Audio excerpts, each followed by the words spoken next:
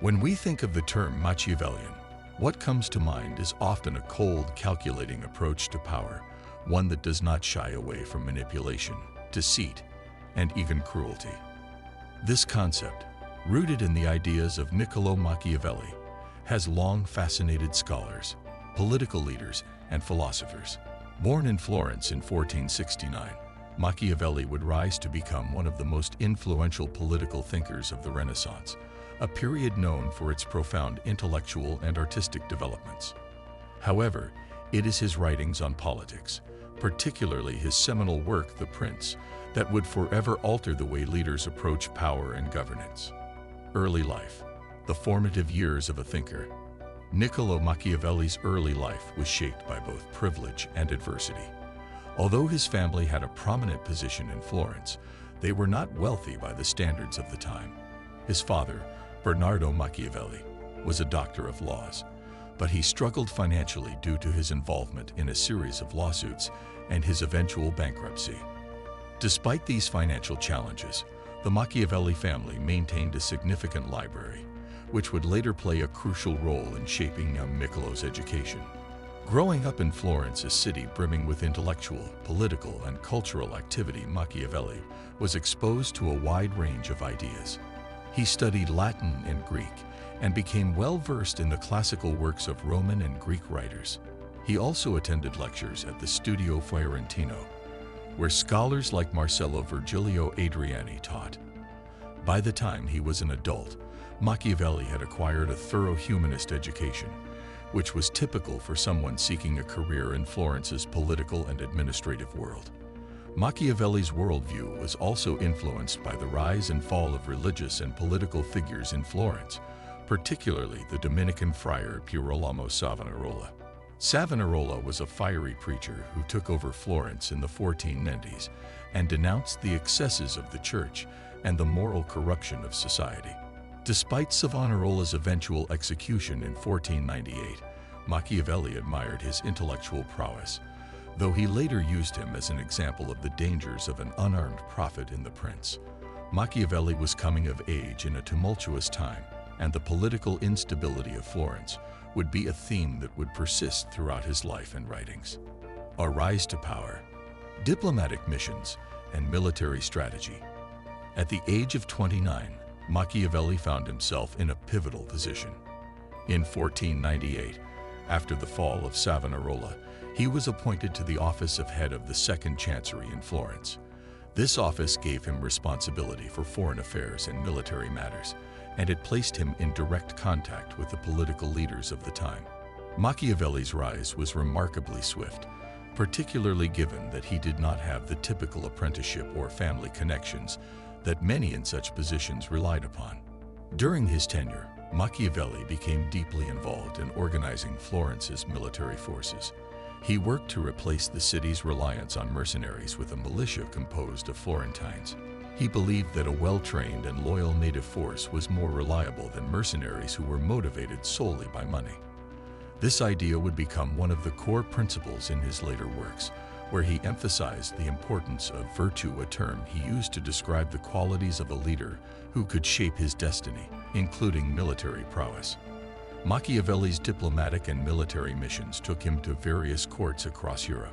He traveled to France, to the court of Cesare Borgia, the infamous son of Pope Alexander VI, and to the Holy Roman Empire. These travels were invaluable to Machiavelli, giving him first-hand experience of the intricacies of diplomacy, military tactics, and power struggles.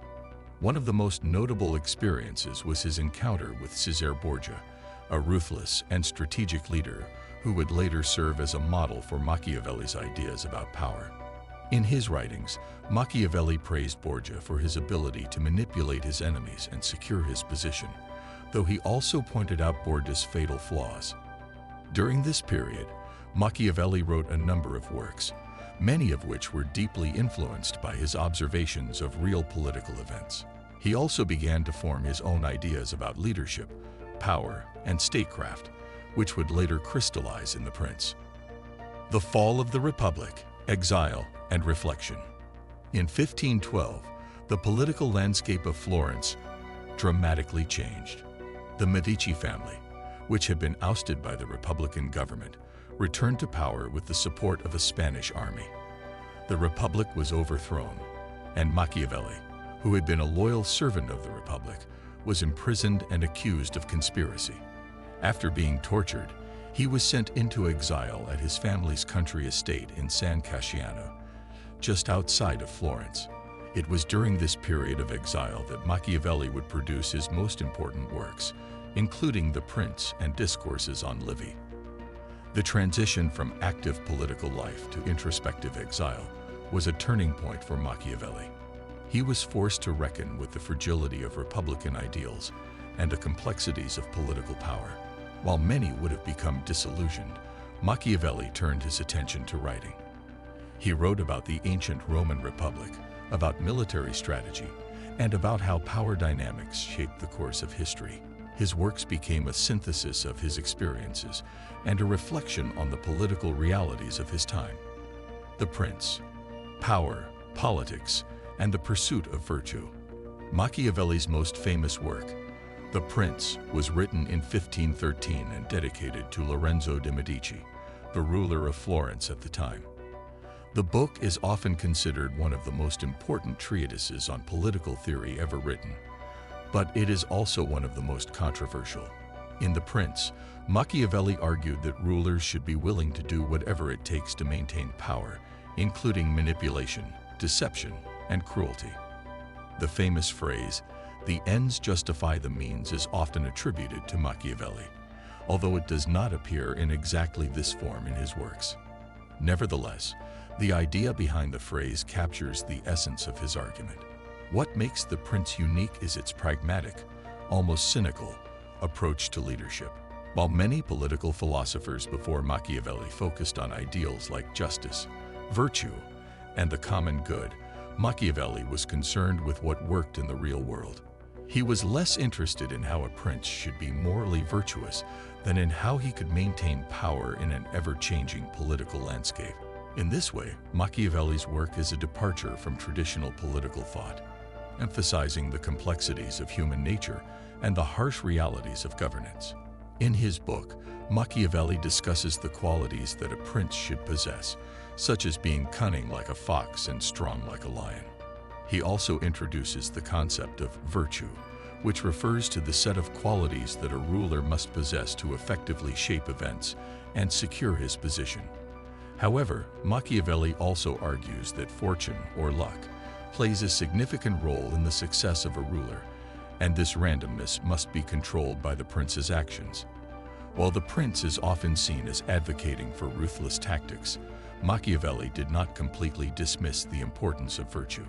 In fact, his ideas about virtue were complex, and he believed that a successful ruler needed both moral and strategic qualities to navigate the unpredictable nature of politics.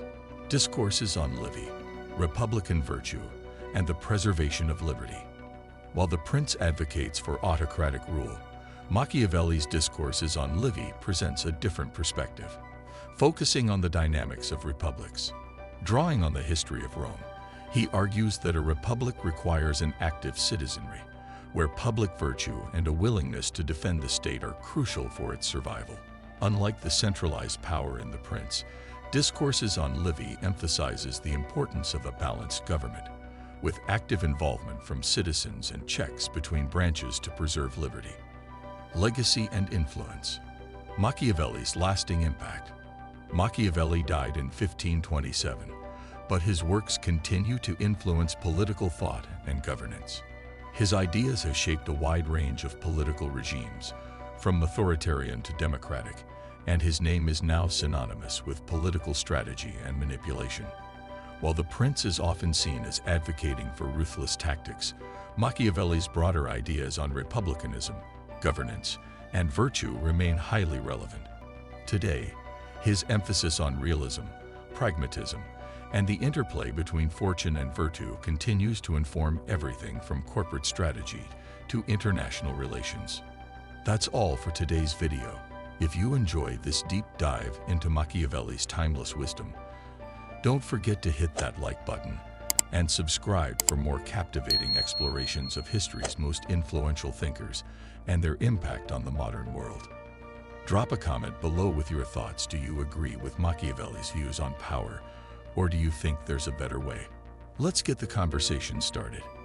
Until next time, stay curious and keep learning.